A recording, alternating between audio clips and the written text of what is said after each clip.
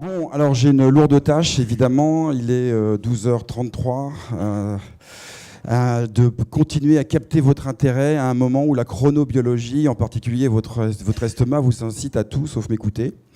Mais j'ai deux bonnes nouvelles à vous annoncer. La première, c'est que mon talk ne va durer qu'une dizaine de minutes, donc c'est relativement court. Et la deuxième, c'est que je pense que ce que je vais partager avec vous va vous intéresser. Pourquoi ? Parce que vous êtes tous et toutes concernés par ce sujet. Je veux parler de l'impact d'une prise de parole efficace sur la réussite d'un projet de transformation, sur la conduite du changement et sur le leadership qu'on vous accorde. Alors, mon nom est Bruno Clément, je dirige un cabinet de conseil en stratégie narrative et notre métier, c'est d'aider les gens à exprimer clairement leurs idées et les présenter efficacement pour les rendre désirables. Alors, le conseil en stratégie narrative, ça veut dire quoi ? Ça veut dire que notre savoir-faire, finalement, c'est de comprendre des stratégies qui sont souvent, on ne va pas se le cacher, très complexes, et de les traduire en des histoires qui sont à la fois claires, inspirantes et le plus incarnées par des gens qui conduisent le changement. C'est ce qu'on appelle, nous, le story management. Le story management, c'est conduire le changement par l'histoire. Alors, pour l'illustrer de manière un peu plus prosaïque, ce qu'on sait bien faire, c'est transformer du what the fuck, ce qui est globalement l'accueil que reçoit tout projet de transformation, d'innovation. Et ce what the fuck, on aime bien le transformer en yes we can. C'est-à-dire une idée inspirante qu'on a envie de suivre et dans laquelle on a envie de s'engager. Et donc, effectivement, la télécommande. On va parler, donc j'imagine, j'ai pas pu assister à tous les talks, désolé, mais j'imagine que vous avez beaucoup parlé de l'avenir du travail. C'est presque un sujet philosophique. Est-ce que le travail a de l'avenir ? Ça, c'est un vrai sujet. Mais ce qui est sûr, c'est que dès qu'on parle d'avenir, dès qu'on parle de travail, forcément, on parle de conduite du changement et de transformation. Et dans un projet de transformation, il y a toujours un moment de vérité. C'est ce moment-là que je suis en train de vivre. C'est un moment où je dois prendre la parole pour partager et défendre mon projet, mon idée face à mon comité de direction, puis ensuite face à mon comité d'innovation, puis peut-être ensuite face à mes collaborateurs et pourquoi pas mes parties prenantes. Seulement voilà, quand on est face à son ordinateur et qu'on doit construire une présentation efficace, on n'est pas tous des orateurs de génie, on n'est pas tous des designers de talent, on n'est pas tous des storytellers dans l'âme. Et souvent, trop souvent, les présentations ressemblent à ça. On est d'accord ? Alors ça, c'est ce que j'appelle des slides béquilles, des slides sur lesquels l'orateur s'appuie pour étayer son propos, donc il monte ses fesses plutôt que de regarder les gens, ce qui n'est pas terrible en termes de leadership, vous me l'accorderez. Et souvent, la grande idée, celle que vous avez travaillée pendant des semaines et des mois, peut-être, elle est sous la flèche, là, sous des tonnes d'arguments. Alors ça, c'est les symptômes. C'est les symptômes visibles d'un syndrome qui touche beaucoup de gens en entreprise. On appelle ça, nous, le syndrome du bon élève. Le bon élève, c'est quelqu'un qui se trompe d'objectif quand il prend la parole. C'est quelqu'un qui vient présenter pour montrer qu'il a bien travaillé. Et donc, du coup, un bon élève, il se dit, plus j'en mets, plus je montre que j'ai bien travaillé, plus j'argumente, plus forcément les gens vont adhérer à mon propos. Sauf qu'un bon élève, au mieux, ça obtient une bonne note et c'est pas ce qu'attend son public. Du coup, souvent, le public ressemble à ça, voire à ça, si vraiment vous avez bien merdé. Et du coup, votre idée, elle se termine là. Tout ce grand projet de transformation sur lequel vous avez travaillé depuis des mois, des semaines, oh là là, death by PowerPoint. Alors c'est ce qu'appellent les Américains la mort par PowerPoint, mais pour nous, c'est très sérieux. La mort par PowerPoint, c'est le cimetière de toutes les bonnes idées, toutes vos bonnes idées, qui n'ont pas vu le jour simplement parce qu'elles ont été mal présentées. Et moi qui suis un ancien publicitaire, je peux vous dire que des bonnes idées qui ont été détruites par des mauvaises présentations, j'en ai connu quelques-unes.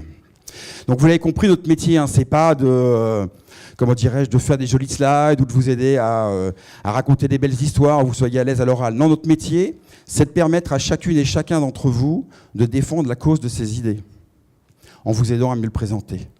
Parce que c'est stratégique de prendre la parole efficacement.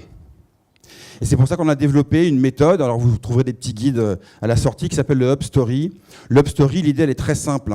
C'est une méthode qui est totalement intégrée, qui nous permet d'accompagner nos clients, comme ici avec Leroy Merlin, de la recherche de l'idée jusqu'à sa présentation, jusqu'au moment de vérité, comme ici Maxime Picard pour le lancement de la 3008. Et j'avais envie de partager avec vous trois prises de conscience qu'on partage généralement avec nos clients et qui me semblent importantes de partager avec vous. La première, elle répond à la question « À quoi ça sert une présentation ?» Eh bien, je vais peut-être vous surprendre, mais la plupart des gens, quand on pose cette question en entreprise, nous répondent « une présentation, ça sert à informer ». Et nous, on a une conviction, c'est que tout le contraire. C'est la première prise de conscience. Non, une présentation ne sert pas à informer. Pour informer, c'est très simple. Il suffit d'envoyer un email. Mesdames, messieurs, voici notre grand projet de transformation, ainsi que la nouvelle organisation. Merci de la respecter. On se revoit dans un an. Ça ne se passe pas comme ça dans la vie. Donc, pour le dire différemment, vous n'êtes pas là pour présenter la météo. Or, c'est ce que vous faites. Vous êtes des commentateurs de vos propres stratégies, ce qui est un peu dommage. Donc, l'objectif, évidemment, quand on prend la parole, c'est à minimum de partager, défendre ses idées, avoir à cœur de donner un avis, une opinion sur un sujet. Et c'est exactement ce qu'a compris Luc Balleroy. Luc Balleroy, c'est le DG de Opinionway, et avec qui nous avons partagé la scène du Hub Forum il y a quelques semaines d'ailleurs. Et Luc, en fait, a compris, il nous a demandé d'accompagner l'ensemble de ses collaborateurs sur leur capacité à raconter des histoires efficaces derrière les chiffres. Parce qu'il a compris un truc, c'est que si les gens regardent la météo, c'est pas pour savoir quel temps il fait. Non, c'est pour savoir comment ils s'habillent demain. C'est ça le rôle d'un consultant qui partage ses chiffres. C'est pas de commenter les statistiques de son étude, non, c'est d'apporter un regard sur l'avenir, qu'est-ce que ça et les enseignements. Deuxième prise de conscience, c'est le rôle des idées. Ça sert à quoi une idée ? Eh bien, en fait, une idée, ça sert à changer les choses. Si votre projet ne change rien, posez-vous la question si c'est un bon projet. Donc, ça veut dire quoi ? J'en viens à ma deuxième prise de conscience. Toute idée est porteuse d'une promesse de changement. Ça veut dire quoi, ça ? Ça veut dire, en fait, que les gens ne s'intéressent pas à ce que vous dites. Vous ne vous intéressez pas à ce que je raconte. Ce qui vous intéresse, c'est ce que ça change pour vous. Donc, quelle est la promesse de changement de votre projet de transformation ? C'est une question qui est extrêmement stratégique. Parce que quand vous serez clair sur votre promesse de changement, à ce moment-là, vous allez pouvoir faire une présentation efficace. Parce qu'une présentation efficace, ça sert à faire le récit d'un changement provoqué par votre idée. Je vais vous raconter ce que va changer notre projet de transformation. Ce que va changer ces nouveaux outils. Et donc, l'objectif d'une prise de parole efficace, c'est d'abord de créer le désir du changement, mais aussi de lever les résistances. C'est exactement ce que nous faisons pour Transdev. Transdev, c'est un des acteurs majeurs de la mobilité en France. Donc, ce sont des gens qui gèrent les réseaux de bus et de tramway. On les aide, on les accompagne sur leurs appels d'offres. Notre job, c'est d'identifier la promesse de changement de Transdev et de créer le désir des projets pour une collectivité et de lever les résistances. Dernière prise de conscience, quel est le rêve de tout orateur ? Je vais vous le montrer en image.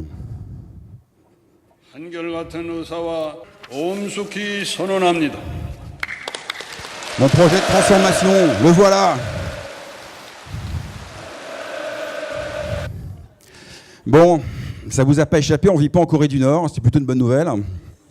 Et dans la vraie vie, celle qui est la nôtre, le public, c'est lui qui a le pouvoir, c'est vous qui avez le pouvoir, c'est pas moi. Vous avez le pouvoir de m'écouter ou pas, vous avez le pouvoir de faire semblant de m'écouter ou pas, vous avez le pouvoir d'adhérer ou pas à ma vision, vous avez le pouvoir de me dire oui ou non, d'accord ? Et j'en viens à ma troisième et dernière prise de conscience, prendre la parole, c'est prendre le pouvoir. C'est un acte de leadership. Sauf que c'est un pouvoir qui ne vous appartient pas. C'est un pouvoir que le public vous donne de manière ponctuelle. Et c'est à vous de décider ce que vous en faites de ce moment-là. Et donc, le meilleur moyen de rendre hommage au pouvoir qu'on vous accorde, c'est de prendre soin de votre public. Prendre soin de votre public, eh bien, c'est avoir à cœur de partager des idées qui sont claires, avec des histoires efficaces, incarnées par quelqu'un qui croit en son projet. Et c'est exactement ce que nous avons développé pour ADO. ADO, c'est Leroy Merlin dans le monde. On a créé un format qui s'appelle les The Talks. L'idée, elle est très simple, c'est de donner la parole aux gens qui font le changement plutôt que ceux qui la racontent. Partout dans le monde, chez ADO, il y a des gens qui se bougent les fesses pour réussir la transformation. Mais leur donner vraiment la parole, ça veut dire quoi ? C'est leur donner les moyens de présenter efficacement leur projet. Donc concrètement, c'est des petites histoires très courtes qui permettent de comprendre la grande et de construire histoire après histoire la grande légende de votre entreprise. Donc voilà les 3 prises de conscience que je voulais partager avec vous. Et je vous garantis que si vous tenez compte de ces 3 prises de conscience, alors vous aurez un meilleur impact. Alors vous obtiendrez la confiance de votre idée, en votre projet, en votre parole, et vous deviendrez le leader d'opinion de vos idées. Le leader d'opinion, c'est pas le plus fort, c'est pas le plus grand, c'est pas le grand chef. Mais c'est celui qu'on écoute. Merci beaucoup.